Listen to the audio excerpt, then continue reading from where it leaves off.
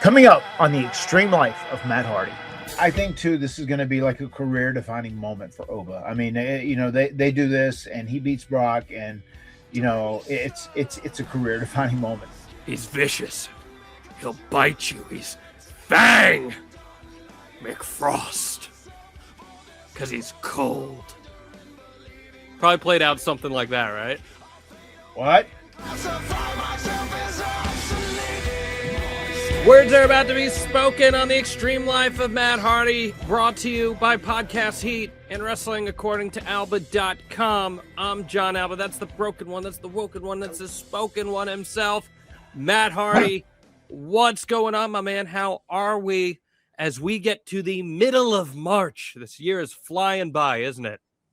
Every year flies by, man. The older you get, the days may be slow, but the years get faster and faster and faster. Doing well, though. Doing well. Had a very productive weekend. We had a sold-out ACW show. They had the biggest house they'd ever had. And it's funny. We just asked where we were on, and they said, oh, we've got you on last. So the heavyweight title match went before us, and then the final match was the tag team title match. So we did that. A lot of fun. 4-way match, us versus 3 other teams, and it was a really fun match, really entertaining. And the champions, which are the Now, a homegrown team, ended up retaining the titles by beating Sent to Slaughter, another one of the teams that was in there. And us and the Righteous, we kind of worked together a little bit. Yeah, what did you think of ACW? I enjoyed ACW. Really good vibe there. The people that were in charge took really good care of us. They had a very professional setup. Even coming in, it was nice. They had a catering line. They had food. They took care of the guys. We went out. We did a pre-show meet and greet, and the place was packed, man. Fans were super enthusiastic, and it was also great because they were there just to enjoy wrestling. Especially being in Poughkeepsie, you never know. It could be a mixed bag of fans, but they were there to really have a good time, and it was fun, man. We closed out the show. We had a big 4-way match. Myself and Jeff, the Righteous, Sent to Slaughter, and the Now, and the Now ended up retaining the tag team titles as they continue their feud with Sent to Slaughter. Very, very nice. They've been making a lot of noise, that promotion, so that's cool. You got a chance to work over with them. Again, here, Coach Rosie, watching live via WrestlingAccordingToAlba.com, says yesterday he traveled to New York and had a layover in Charlotte. He wore a Hardy shirt and had 3 guys throw up the V1 at him. You got to know. You got to throw up your V1. Love to see it. Love to see it. If you want to hang out with us, WrestlingAccordingToAlba.com get you access to most of the Extreme Life of Matt Hardy live recordings here. So that's a good perk for you.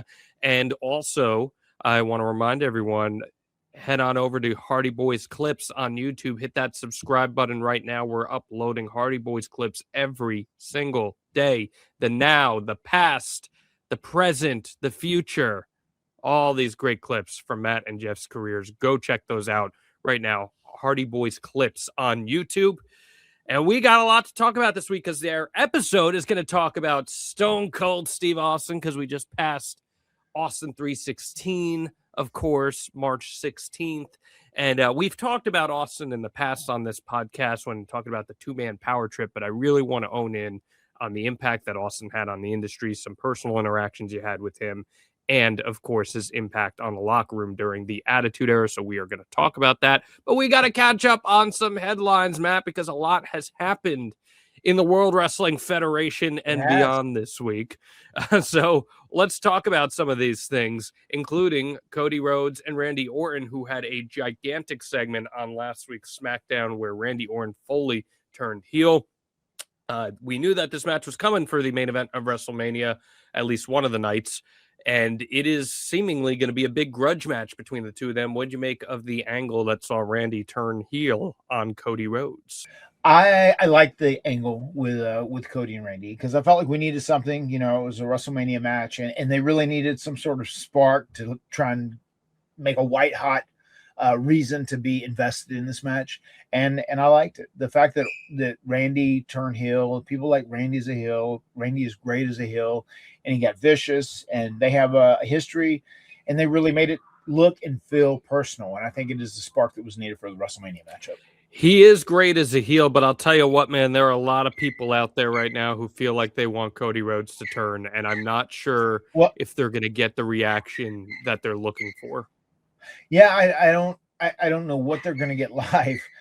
It's funny because you're going to have a lot of people in the building that are going to be cheering for Cody, obviously, but I feel like you're also going to create an environment which you could do almost a perfect double turn if you chose to do such as well. So it'll be interesting to kind of see what direction they go, and they might even have a couple of different game plans. They might have an A plan and a B plan, maybe even a C plan for this match. I just don't know how you do a double turn when you have such a vicious angle like we saw out of Randy, where he was so clearly the heel in that segment. So how would you successfully pull off a double turn there where that segment was done to instill so much sympathy on Cody? No, I mean, it definitely was, but I mean, as time changes, especially in that match, I mean, you could back your way out of it, if you had to, and it would almost make sense where people could understand why Randy betrayed him as such if they did a good job at doing a double turn, if they attempted that. And once again, I'm not suggesting they're going to do that. I'm just saying that is something that could be a possibility there, especially if there's a lot of blowback or repercussion to Cody in general, being the champion and going in. I don't think there's going to be any semblance in the live event at WrestleMania of what you see online with the backlash Cody is getting, but there can definitely be some, and it would be. It's going to be interesting to see if it multiplies whilst in the building during the course of their match. And it instilled a really interesting conversation online throughout the week about intended reaction for characters versus actual reaction and what that is a result of, because we've seen eras of wrestling where guys get certain reactions no matter what their character is supposed to be, a babyface or a heel. And then we've seen other times where they get the opposite of the intended reaction because people are clamoring for something to hold on to creatively because the creative hasn't necessarily been there. Where do you think that this could fall in that equation? I mean, they haven't had a ton of creative leading up to this match becoming official, obviously, but the angle was a great starting point. You know what I mean? It really sparked interest in the story and in this angle, and I think people are curious to see how this conflict is going to be resolved at WrestleMania. Because it is an interesting point where you can have fans really like someone, like they obviously love Randy Orton, but if your storytelling is hot and your creative is hot, they're going to buy into the story that you're trying to tell. That's what WWE had the benefit of in 2023 into 2024 with WrestleManias 39 and 40, where they loved Roman Reigns, but the fans were ready to see him get his ass kicked, and they were there for Cody being the guy to do that, right? Yeah, so no doubt about it. I don't know if the interest or at least involvement from the fan is at that degree right now with a story like this. And I think that might be part of the reason why the reaction has been so polarizing. It could be for sure. It's going to be a fun one to watch regardless. So they got that ball rolling a little bit there on that end, and we have that Mania card shaping out quite a bit. Man, I hate to see it. The news that sounds like Ray's hurt again, and he might be out for WrestleMania. It seemed like he was probably heading towards a battle with Gunther at Mania, but if he can't go, I don't know who the hell Gunther's going to face, because to have him off the Mania card, I feel like after all the equity you put into him, that would really suck. Yeah, I mean, they'll find something. Gunther will be featured on the Mania card, no doubt. How do you feel about the Brock Oba match?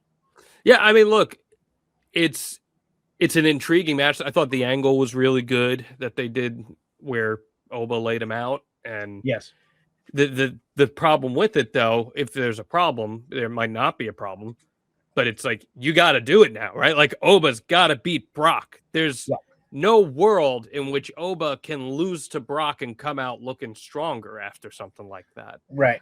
It has to be a definitive Oba Femi beat Brock Lesnar. Mad fact, mad fiction. That's a matter fact, and I think too this is going to be like a career-defining moment for Oba. I mean, they do this, and he beats Brock, and it's a career-defining moment, no doubt about it. Yeah, because I don't want to hear the talk of, well, he was in there with Brock, so that's a rub. Nah, man, you do an angle like that, that guy's got to go over. That's where wins and losses do matter in that sense. No, I agree with that, and I'm very confident they'll do the right thing. I mean, how do you feel about his presentation so far on the main roster? I mean, I don't have anything to be critical of so far. I think they've done a good job with him, and the way they, he's got that character. I even saw he did the Stephanie's podcast, and she was doing the little walk with him and everything. So I mean, he's got something going on, and I think even putting him on those podcasts, those are really good for new acts. It humanizes them. It lets you peer inside the actual human being that is behind the performer, and I think that's very good for those acts as well. And I think they've done so far so good with Oba, and just that angle of him coming out and dropping Brock just like that so quickly and explosively was a big deal for him.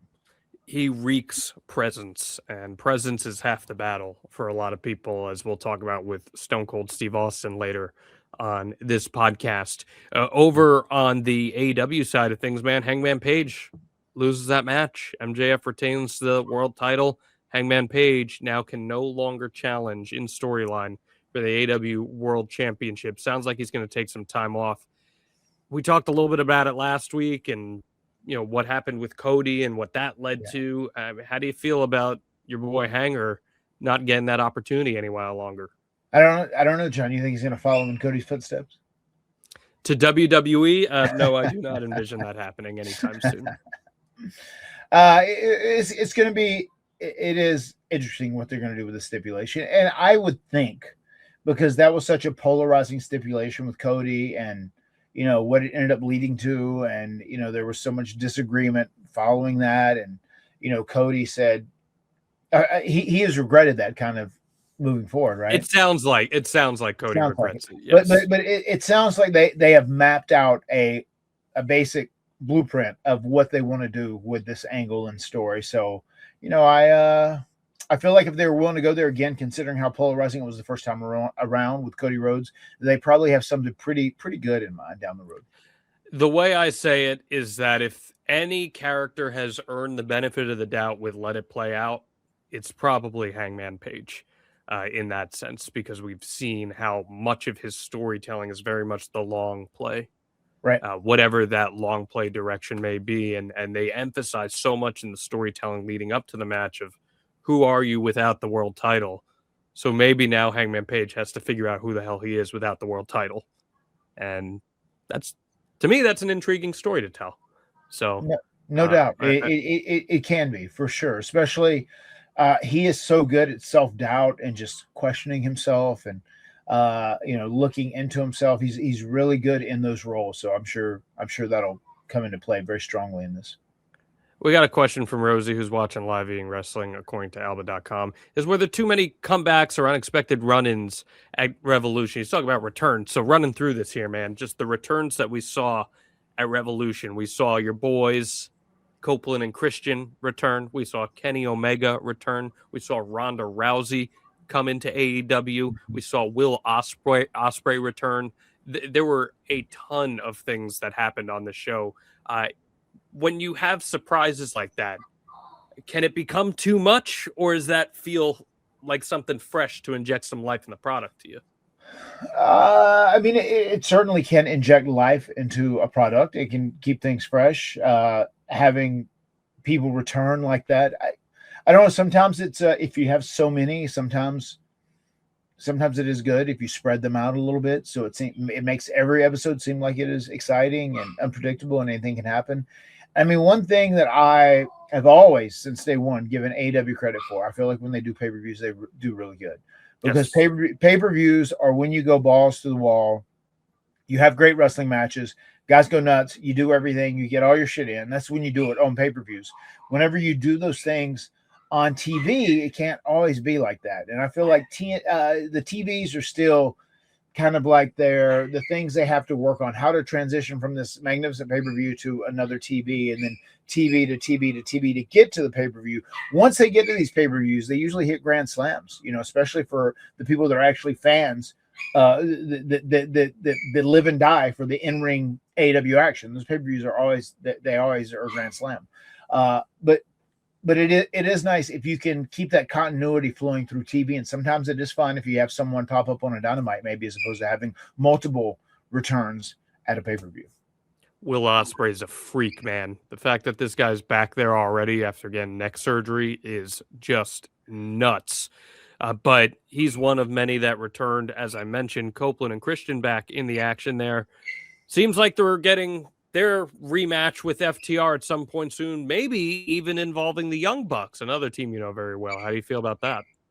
I'm excited for this series. I mean, I obviously big fans of Edge and Christian. I think those guys as a team is going to be super fun to watch, especially in 2026. They'll have a great match with FTR. You interject the Young Bucks into that, you have a three-way, and I'm pretty sure we're going to get to a ladder match or a ladder and table and chair match or whatever it may be. But they're going to get to something that is going to be representative of what Edge and Christian are/were. And the Bucks are perfect for that mix, and FTR will do great in that environment as well.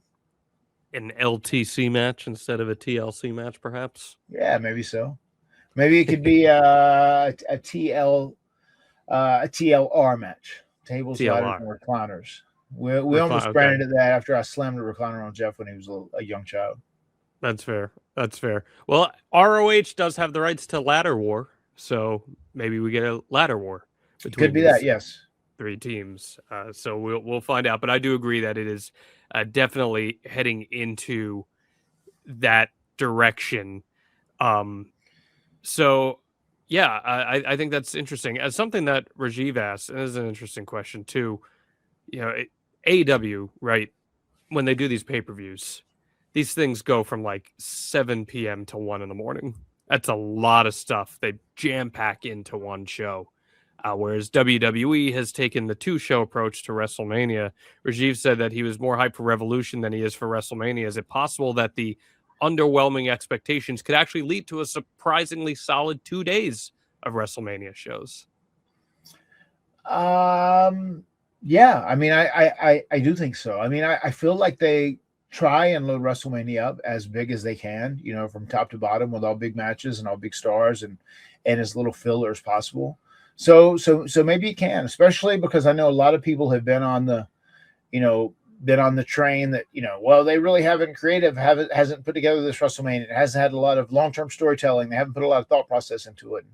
I still feel like they do a really good job. Like once they bear down, finally settle in a direction or whatever else, they do a pretty damn good job of like putting together a compelling card. I actually think this year's WrestleMania card is probably better than last year's, regardless of all the changes that have been going on. Just you got two big main events, Cody, Randy, and then Roman and Punk. You got the 2 women's matches that are full of star power with Rhea and Jade, and then Liv Morgan and Stephanie Vaquer. So those 4 matches alone are a pretty good foundation for what's to come. And then you throw Oba and Brock on there. I actually have decent expectations that this should be pretty good. And he also, it says tables, ladders, and super kicks, perhaps, is where we're headed. There you have it. That could be the route that they go there. Before we get to Austin, I know there was one more thing that you wanted to hit on, and that was regarding the TNA viewership that we got this week, which was another real good number for the company, 259,000 viewers. This is for the Thursday, March 12th show.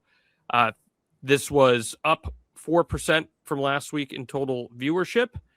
And all things considered, man, up across the overall viewership, male 14 to 49 rather, 1849, it was up 8%. You got to feel good about that, right?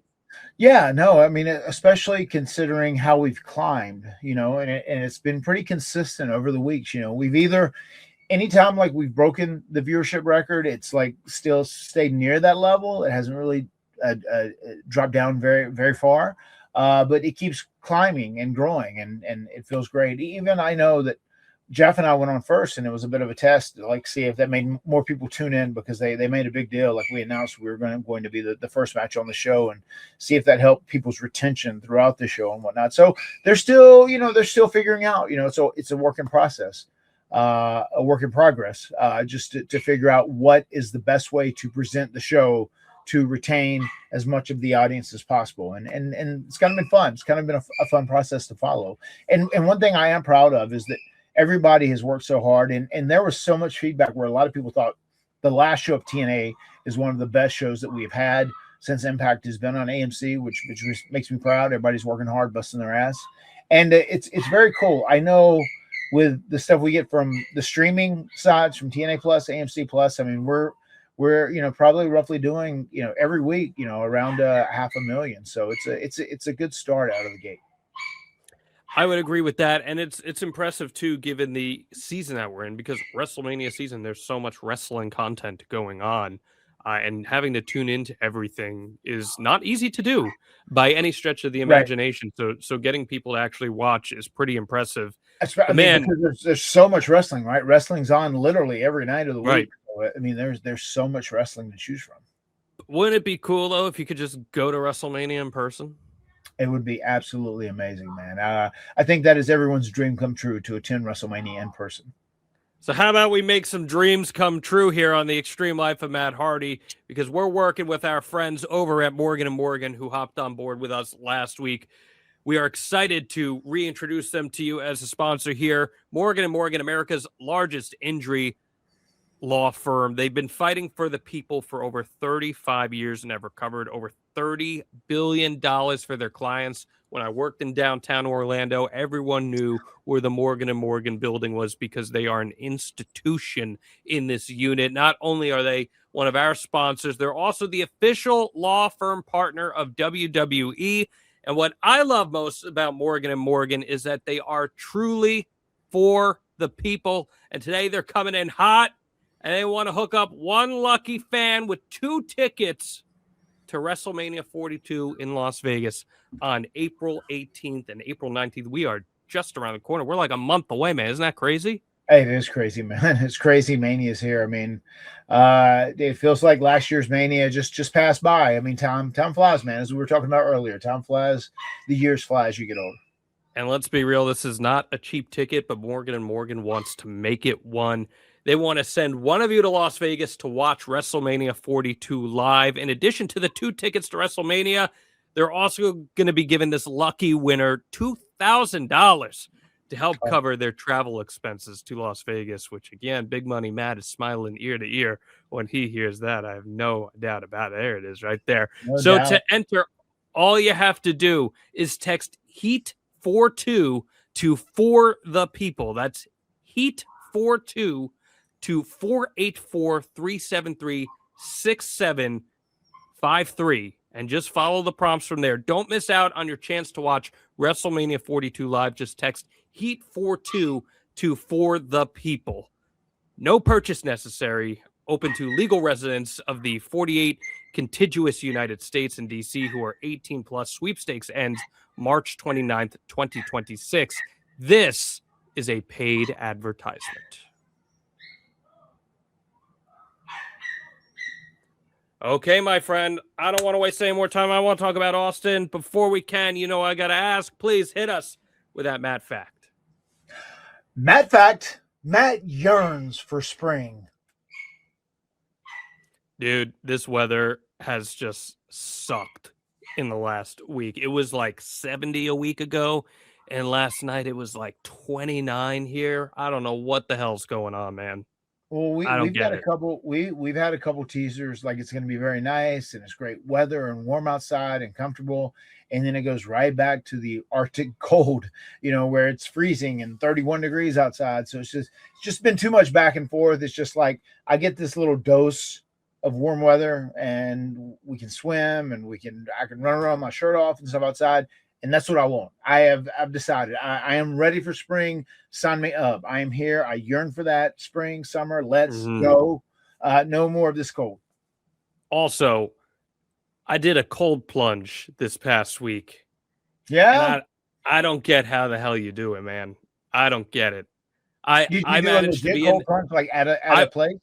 So Courtney and I went to this New York City bathhouse. It's a real popular area near Chelsea, and they have all these different pools and stuff, and they have saunas, and they had 2 cold plunge pools, and it was cold. It was what was the temperature? What was it set on? I think one of them was 44, and the other was a little lower than that. That sounds right. It was brutal. I was in it for like maybe 15 seconds. it was brutal. I don't know how the hell you do it, man. That is crazy.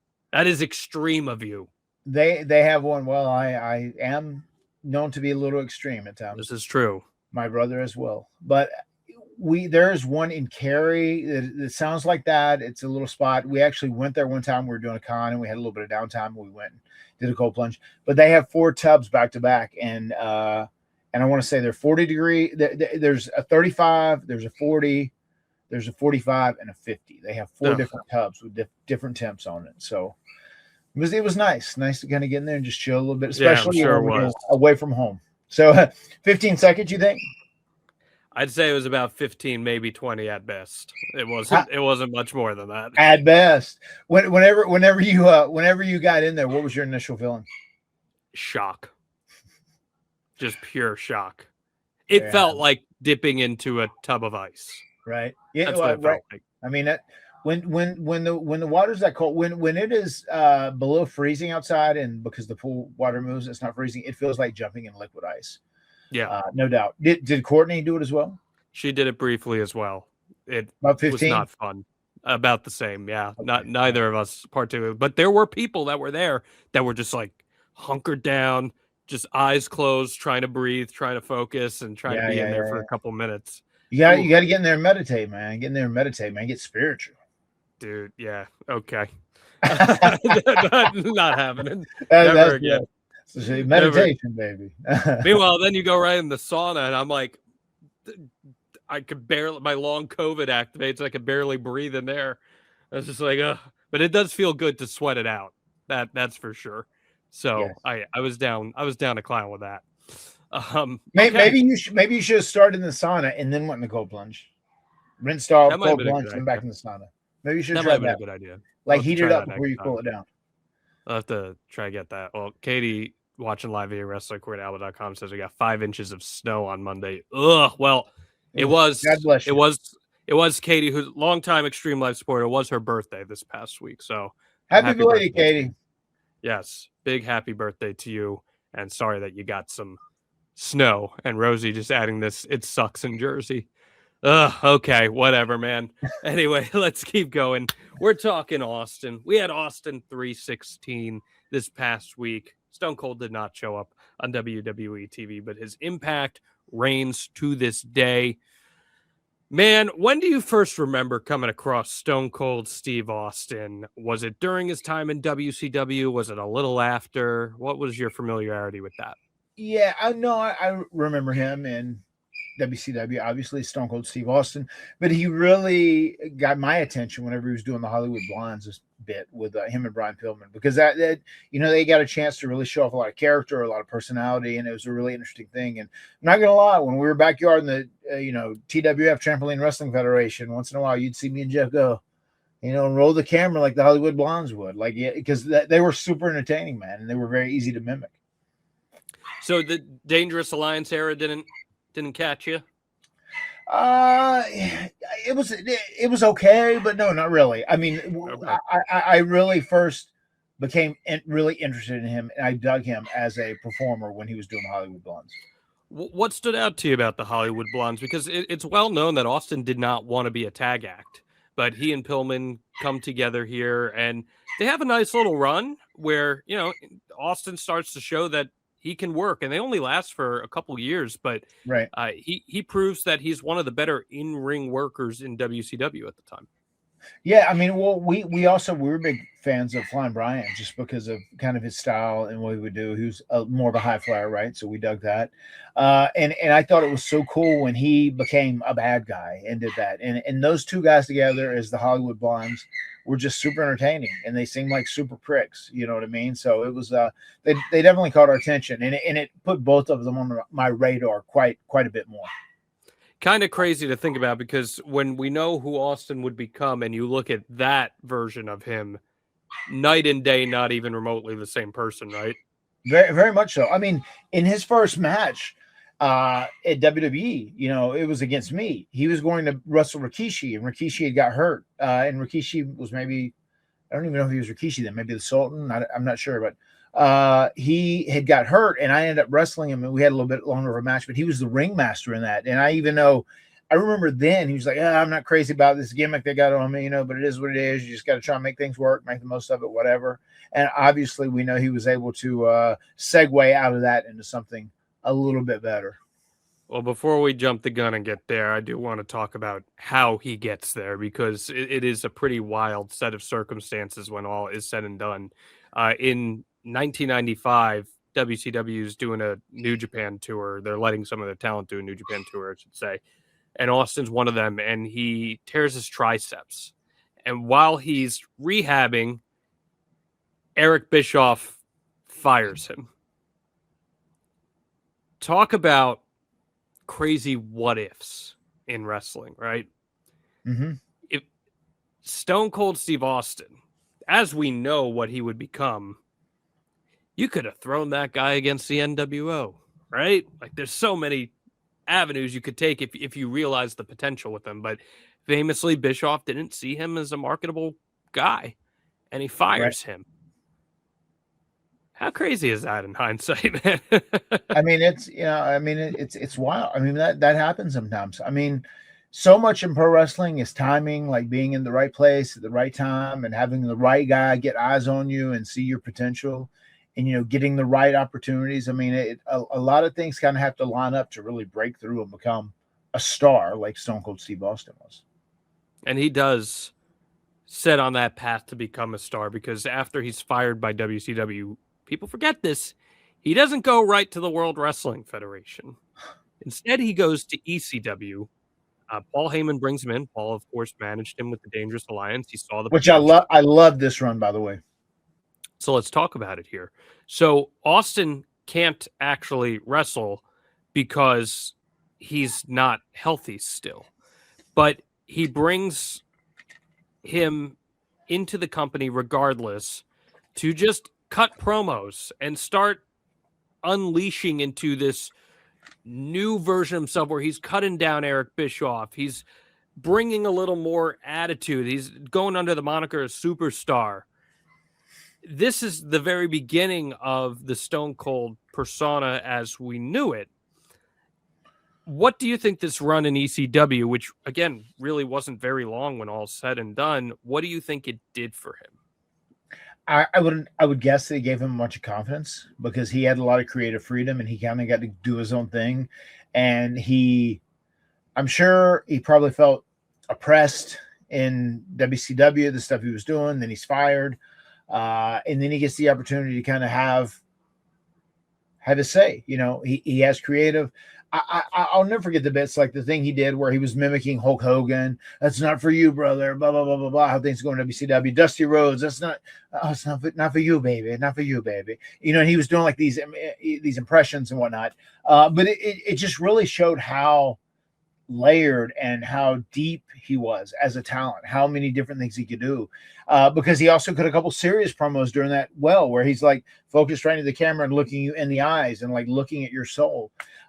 So much really good shit, man. And I think he did that stuff. He got great positive feedback to it. And I would imagine it was a pretty big confidence booster, something he probably needed at that time.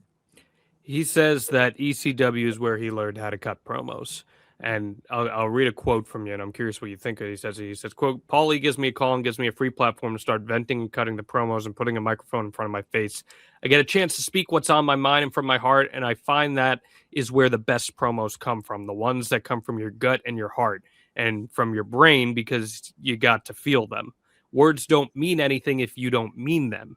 So that was the basis for everything that Stone Cold was to become. Do you agree with that sentiment? I mean, I do. Authenticity is paramount, and that's something I love. Jeff says that people ask like, "Hey, you guys got any advice for, I'm training and I'm wrestling and trying to do indies. Like, what would you do?" And it's funny. I usually go into a whole spiel about making a lifestyle and train a certain way, eat a certain way, sleep a certain way, do this, make sure you're aware of everything that's going on everywhere. You got to be ready because you never know where you might get an opportunity or a break. And Jeff will just say like, I'll just say like, be authentic. Authenticity is very important. And it's funny, but he is right. And it is very important to be authentic because nowadays, if you're not authentic, then people will see through you very quickly. It's really easy to tell. And I feel like when you're authentic and you talk from your heart and things that like mean a shit to you, things that are important to you, things that you feel like you believe in and have confidence in, it just comes off all the more natural and all the more real. And also just it also helps you connect with people a lot more emotionally because they can feel your words and what you're saying and the emotion behind it. Sure. So he does end up getting signed by the World Wrestling Federation at the end of 95. He makes the jump over.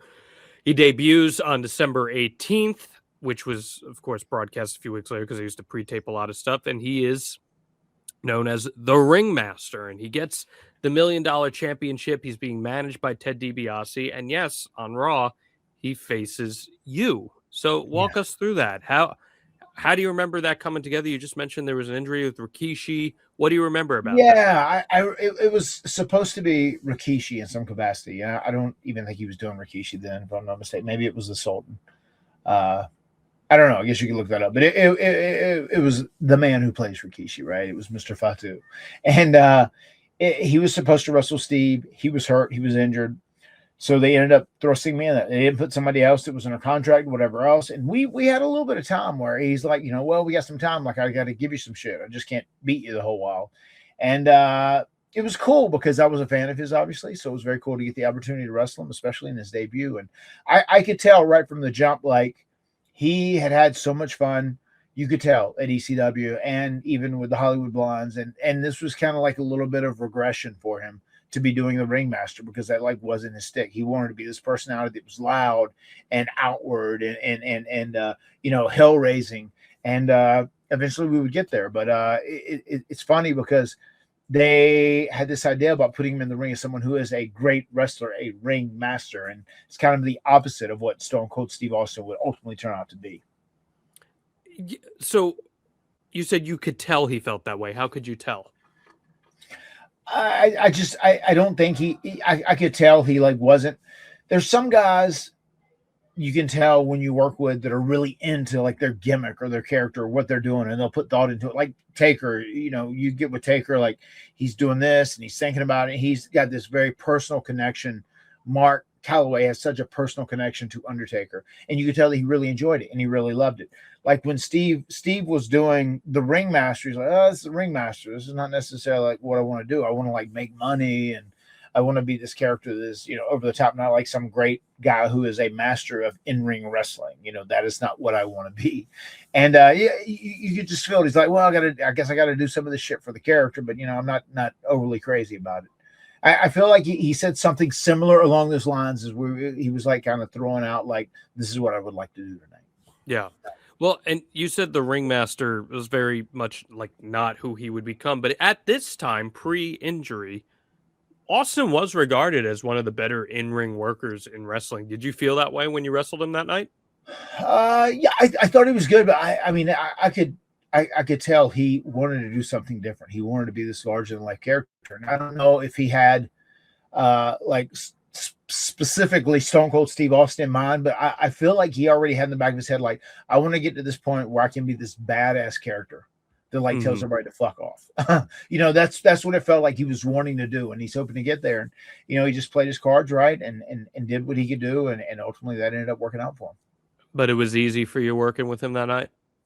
I mean, he was super easy. I mean, we did very basic stuff, and I remember there was one funny thing. He's like, well, kick me in the midsection, and then I'll bend over, and then like kick me up, boom, and then kick me in the midsection again. A lot of real simple stuff, like didn't overly complicate it. And I was a young green kid, so he was smart in doing such. And it was cool though. It was fun, and once again, I like the fact that I get to carry that around. That I was his first official WWF match at that time. It was no sweat working with the ringmaster, and that's because you were also rocking Mando at the time. I know it. I went back in the DeLorean, and I found out.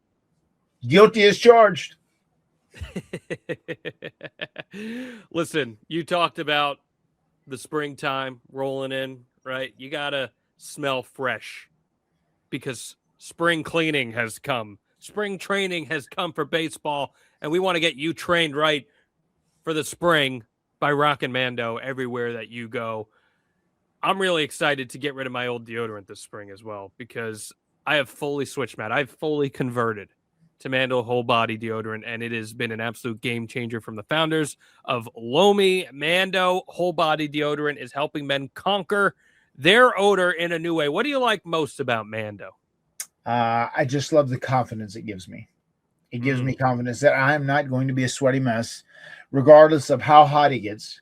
Now that we are on the verge of spring and summer being here, I don't have to worry about being in a white shirt and raising up my arm and having a ton of pit sweat in there because Mando keeps you chill. It's comfortable. It smells good, and it keeps you from sweating. That's the thing, man. It's the BO that gets you, right? Like the BO part is the worst part. You're working out, you're sweating. You don't want to stink, whether it's your pits, your balls, your thigh folds, your belly buttons, your crack, whatever. You don't want to smell. And that's why Mando's got you covered to block odor all day and control odor for up to 72 hours.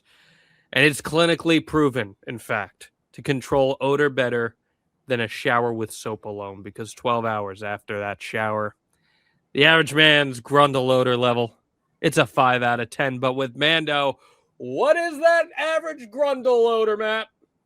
Stone Cold would say, zero, nada, nothing, zilch. Some men mask the BO with sense. Mando men get the job done right. Don't mask it. Mando it. Available in retailers near you, or just head to shopmando.com because for a limited time, new customers get 20% off site-wide with our exclusive code. Just use code Matt Hardy at shopmando.com for 20% off site-wide. SHOPMANDO.com. Please support the Extreme Life. Tell them we sent you. Amanda's got you covered with deodorant plus sweat control. Say goodbye to sweat stains and hello to long-lasting freshness. Adios. So Austin isn't feeling the ringmaster, as you've alluded to. He doesn't like it at all. And he begs for something new. And he changes his look. He's inspired by Pulp Fiction, Bruce Willis.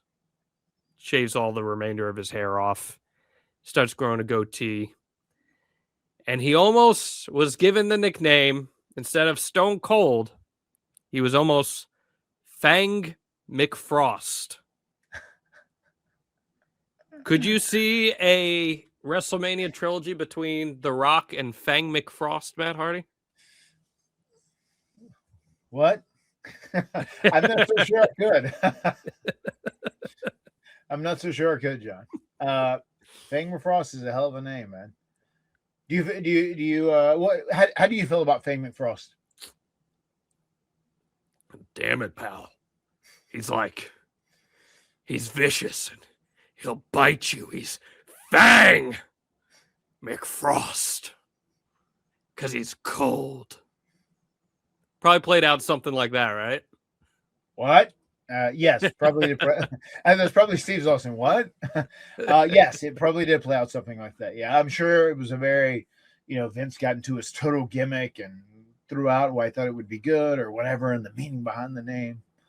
But fortunately, we didn't end up going that direction of Fang McFrost. No. Instead, he takes on the moniker of Stone Cold. Because Steve it was Austin. Stone cold like a cup of tea. Cold cup of tea. And once that happens, something clicks. And he has this feud with Savio Vega, who I don't think we've talked a lot about on this podcast. I've had a chance to talk to Savio a few times throughout the year. I always felt like Savio was like really underrated. Were you a Savio fan? Yeah, I enjoyed Savio. I liked his ring work. I thought he was really good at what he did, and I liked him also as a human being, as a person. Yeah. Well, he and Austin have a strap match at Beware of Dog. Were you at Beware of Dog? That's where the power went out, right? This is where the power went out. Yes, I was there. What I was there because that remember was in about that? Spartanburg, South Carolina, and we were on that loop because it was drivable for us. Yes, I was there, and I remember it. What do you remember about the power going out? I remember how chaotic it was, and like people were freaking out, and they needed the generators to get started and everything else because of the big storm that was happening. Yeah, the people were freaking out backstage, like, "What the hell? This is a live pay-per-view." And I just remember the chaotic scene behind the scene. Well, Bruce Pritchard has told this story on Something to Wrestle that the power goes out during this match, the strap match between Savio and Austin. And, Vince is on play-by-play at the time. So while the lights are out, they're still doing the match. And Bruce runs down the ringside and he says to Vince, "What do we do? What do we do? What do we do?" And Vince says something to the effect of, "God damn, this is a hell of a match." So clearly, Vince is entranced, as you would say, he's intoxicated. Yes. By what Stone Cold Steve Austin is doing here. He's doing something right. What do you think Vince saw in Austin around this time, right before he's about to take off? I think he saw someone that could make him a lot of money. He thought he saw someone taking a character in a new direction, with a new attitude, and he was so compelled by it. He thought the masses would be, and he was right.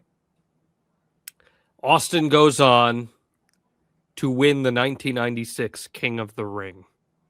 And in an interview with Doc Hendricks. Have you ever met Doc Hendricks? I have met Doc Hendricks, yes. Okay. He's curious. A fun guy. Okay. Well, in an interview with him after he's coronated, he says, quote, "You sit there and you thump your Bible and you say your prayers and it didn't get you anywhere," talking to Jake Roberts here.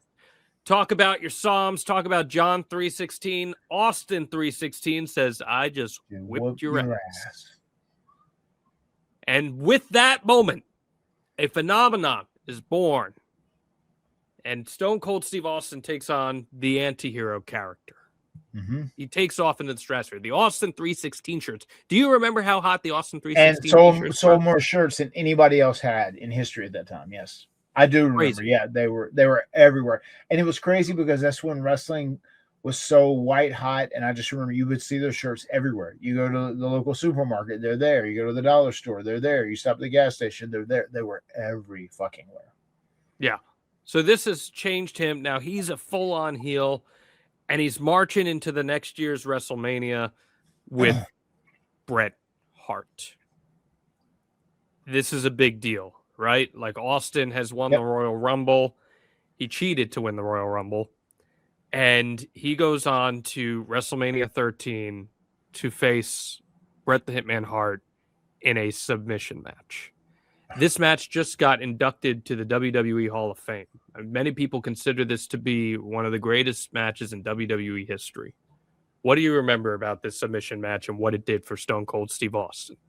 I remember watching it live, and I was very inspired by the double turn. You could kind of sense it throughout the match, and it was impeccable storytelling between Bret and Steve. And the fact that they went out there and they did a double turn so good, and they started with Steve in the heel role, Bret in the babyface role, and then when it was all said and done, they had totally switched places.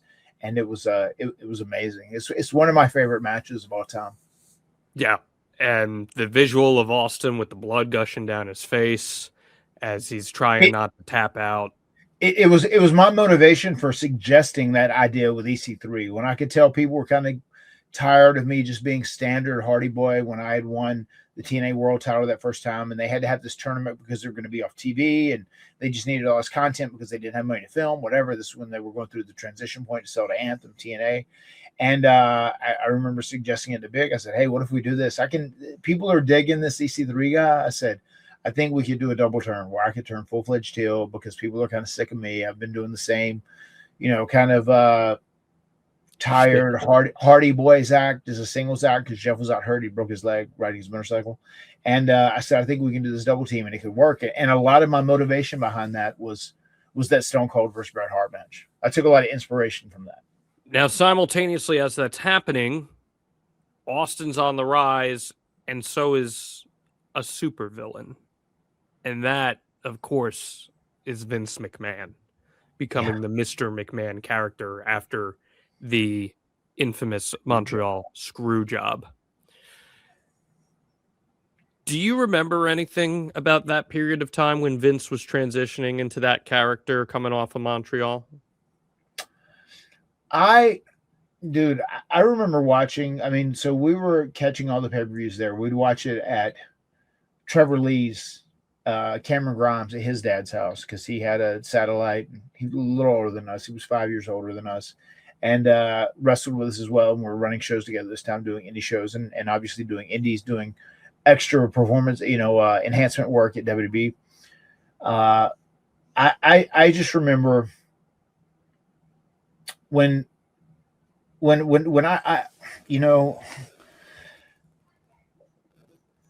I remember thinking like, this is crazy because the screw job to begin with, I thought at first it was a work. I thought it was like a work. I thought it was a good way to get Brett out and do whatever. But then like all the details come out and you hear more and more and more, and they're like protecting it. I don't think they would go out of their way to protect it like that if it was a work, to try and make people sound bad and whatnot. But I just remember thinking like, God, this is Vince McMahon.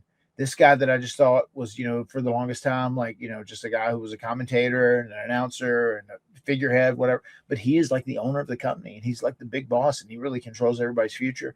And to see him adopt that Mr. McMahon character and run with it like he did and be so committed, which, don't get me wrong, at the end of the day, he loved that. I mean, he out there when he was doing that, he got off. I'm sure he did. I'm sure he enjoyed the hell out of it because he's so performative in so many ways. But dude, it set up one of the most amazing rivalries to ever take place in wrestling, and it changed the course of the business in many ways, where you could see someone that wasn't a legit wrestler that was going to work with a legit wrestler like draw big money, and they did that. They pulled it off. They made it happen. Because at this point, Austin is ready to chase some gold. And if you're ready to chase some gold, well, then you know where to go. Blue Chew Gold specifically, because, fellas, you know what time it is. It's time to level up, and Blue Chew just dropped something cray-cray. I'm talking next-level championship belt gold-plated energy. Blue Chew Gold is the newest innovation from the #1 chewable ED brand. This ain't your grandpa's little blue pill. This is the 4-in-1 beast that's setting the gold standard for performance. We're talking 2 ingredients for blood flow to keep that rocket pumping, mixed with apomorphine and oxytocin to turn up the arousal and connection in your brain and in your body. Blue Chew Gold dissolves under your tongue and works in as little as 15 minutes. That means you can get it on quicker and stay in the game longer. It's elevation without hesitation, peak passion and peak performance in a single tablet. This is quite the expedition, is it not, Matt? It is. It is truly the expedition of gold. And not only will it bring you the goal that you want to get, the gold award that you want to get from the goal, it will leave you. It will leave you in a very, very happy place. It's always great to go on an expedition of gold, especially with Blue Chew. We got a special deal for our listeners. Get 10% off your first month at Blue Chew Gold, and all you got to do is just use code HARDY, HARDY, emphasis on HARD, of course. That's promo code HARDY. Visit BlueChew.com for more details and important safety information. And we thank Blue Chew for sponsoring the Extreme Life of Matt Hardy. So, 1998, Austin wins the Rumble again, back-to-back years. And Mike Tyson's there watching the Rumble. And the next night on Raw, Vince McMahon calls him the baddest man on the planet. Austin takes issue with that. And from that moment, the greatest rivalry in wrestling history is born between Austin and McMahon. It's the biggest money-drawing rivalry in wrestling history, where Vince, this is his first real time that he's a performer, right? Yes. And Austin would go on to win the World Championship at WrestleMania that year and kick off quite a feud. You're in the company now. You guys are about to be signed. Were you cognizant of just how much the Austin McMahon feud was driving business for the company? Yes, it was crystal clear. Especially, I'll never forget when we first got on the road and we were working. Just I would always want to hear Stone Cold's pop every single night, just to see how the crowd would react to him, how rabid they would be. And it's crazy. There are some people. It's just wild. They're like, there were people at ACW that came around Gorilla just to watch our entrance and watch the crowd and everything else, and that happens every so often. But we would do that back then, and dude, it was just he would go out and people would lose their minds. Why do you think they did? Because I mean, they've never seen a character like this, an anti-hero that was so edgy, that spoke like this. And then, like, at the end of the day, they kind of simplify it to the degree of like everybody's boss, at some point has pissed them off, and to be able to go and kick your boss's ass is everyone's dream. And Stone Cold was living that week in and week out. And he came at the perfect time too, because as we've talked about, like the height of the Attitude Era was the height of the counterculture movement, the MTV movement with the South Park. Yes. And, you had much more aggressive, edgy programming across television. Right. And Monday Night Raw just fits so seamlessly within that. And that really was so important, in my opinion, at least, to having Austin at this level.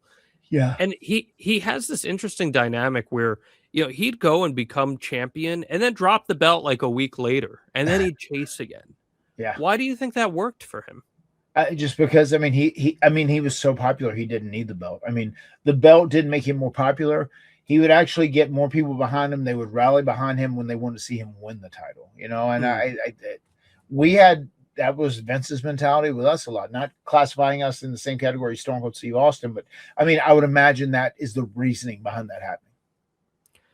He had broken his neck against Owen, as we all know, and it would become this massive transformative moment in his career in 97, and it would adjust how he would work his matches.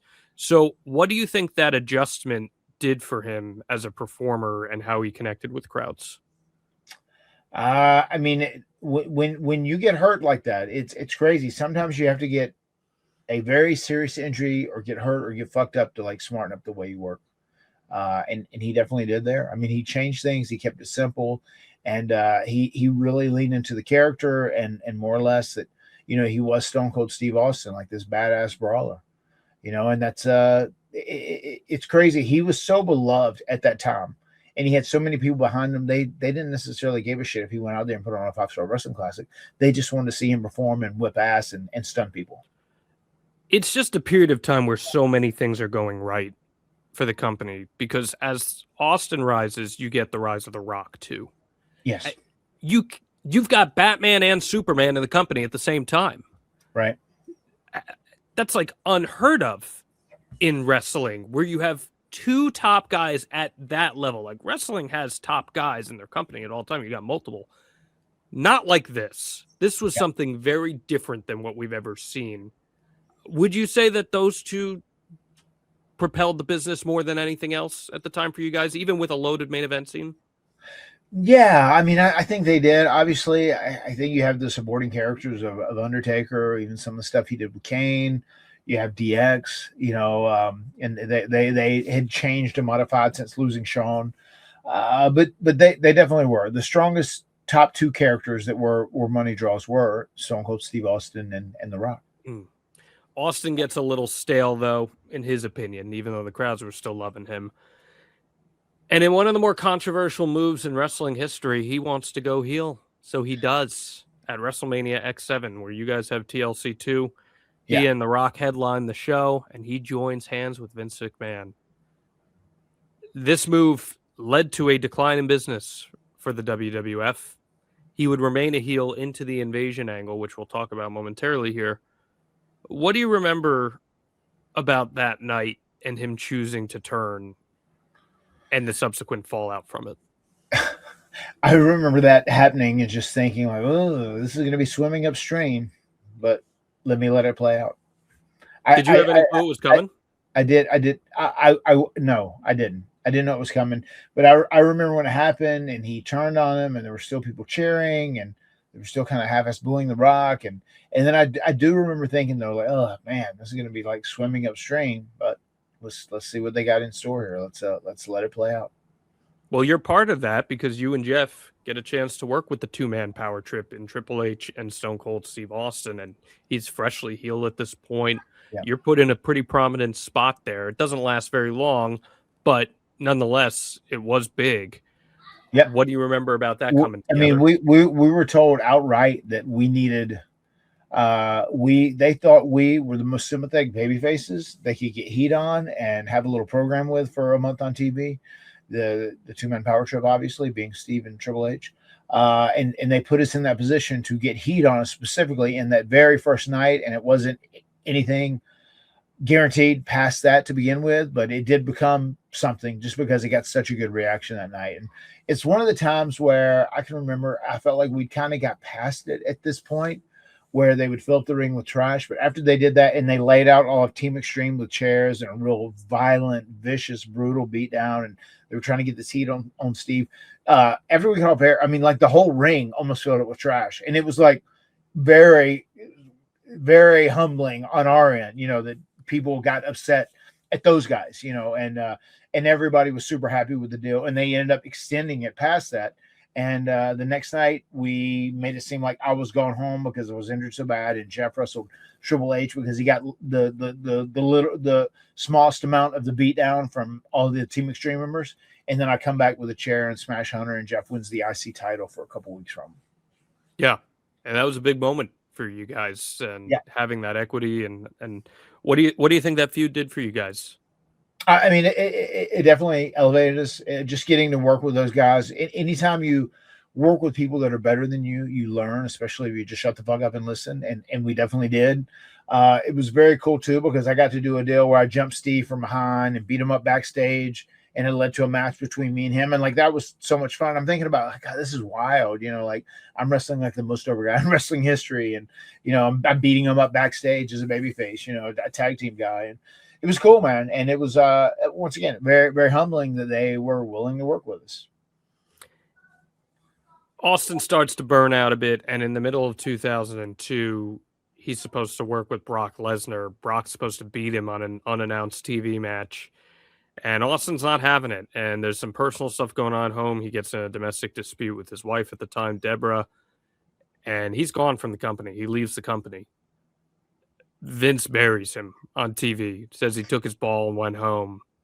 He even has JR bury him. JR, who was so instrumental to getting Austin over, has to bury him on TV.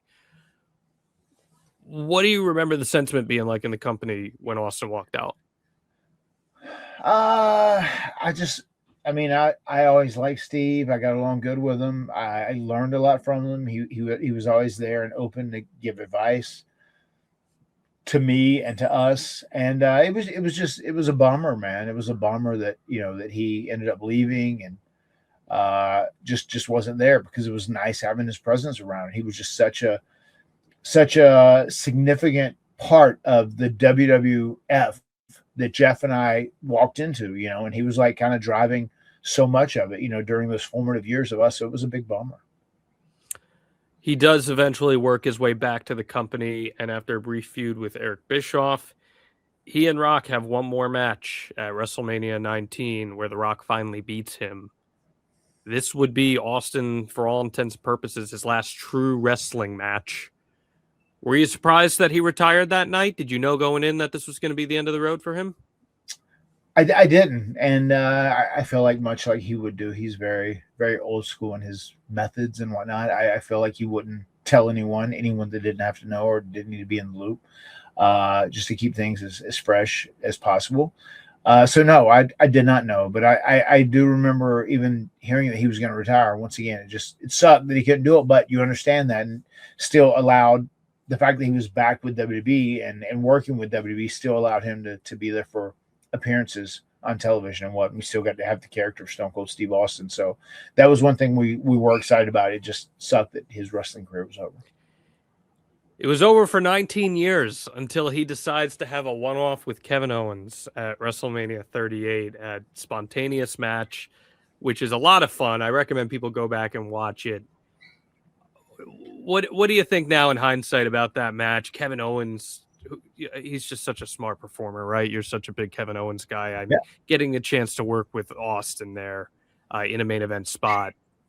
I mean, how great was that? No, it was great. I was really happy for Steve to get that opportunity to kind of go out on his own terms, have a last match that he wanted to have. And dude, I was so happy for Kevin. I love just how Kevin has just overcome so many obstacles, and the people that thought he couldn't make it to WWE because of his shape or his size or his athleticism, whatever it may be. You know, he's had all these things. People said, well, you'll never make it because of this or this or this. He has always been extremely talented, does amazing promos in 2 languages, you know, so I got a lot of love for Kevin Owens, man. Got to work with him quite a bit when I did my Ring of Honor run, and really enjoyed being around him. And he's a great dude, and he's a great performer and very passionate about pro wrestling. So the fact that he was able to have that opportunity with Stone Cold Steve Austin was awesome for him, and I was super happy for him. Austin is 61 years old right now. For years, there were teases of a match with CM Punk. It couldn't happen. Now it conceivably could. Do you think we ever see him lace it up one last time, or do you think we've seen the end of it?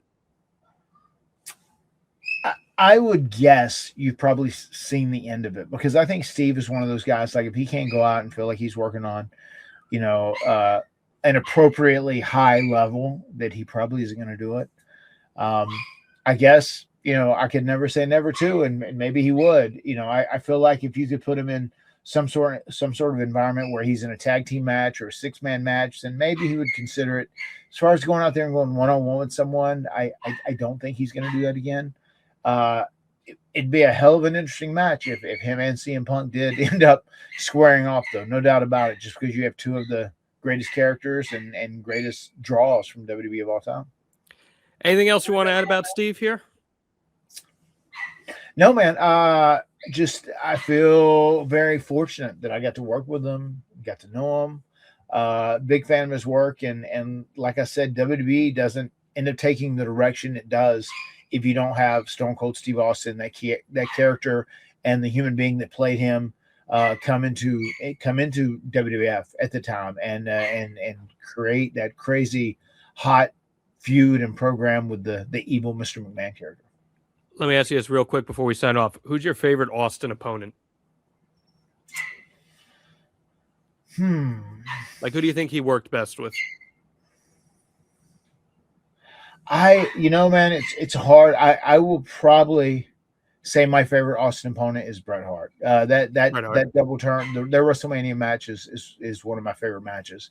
I mean, I feel like Steve is very much like Bret in some ways. Like, he doesn't want it to be overly choreographed, and he takes a lot of pride in making things look authentic and as genuine as possible. And I just feel like those guys work together so great. I think people will naturally say The Rock, but honestly, my favorite Austin opponent is Kurt. I thought Kurt and Austin had the most incredible matches together consistently. It's funny we didn't even bring him up, but they did. They did have great chemistry together. And like dichotomy wise too, Austin doesn't give a shit about anything, right? And Kurt is this big suck up character. Right. So the 2 of them, the dynamic was great. And then when they were working together, we're doing the comedy stuff, they were perfect together too. So I think it might be Kurt for me. But especially when Kurt had on the little cowboy hat. The little cowboy hat, right? Exactly. He brought a ton out of Kurt in the ring and outside of it. So no doubt. I'm big on that. Let us know in the comments below, who's your favorite Austin opponent. I'm curious what people think here. And I also want to let everyone know, you join us, advertisewithhardy.com, promote your business, the extreme get out in front of thousands of listeners and viewers every single week. That's advertisewithhardy.com. Anything else you want to say to the diehardies? No. If anyone is in the Richmond, Virginia area, myself and Jeff, we will be there Friday, Saturday, and Sunday, meeting, greeting, and deleting, and throwing a little Hardy party on Saturday night as well. So if you guys are in that area, come out and see us. The words have been spoken. We'll see you next time right here on The Extreme Life of Matt Hardy.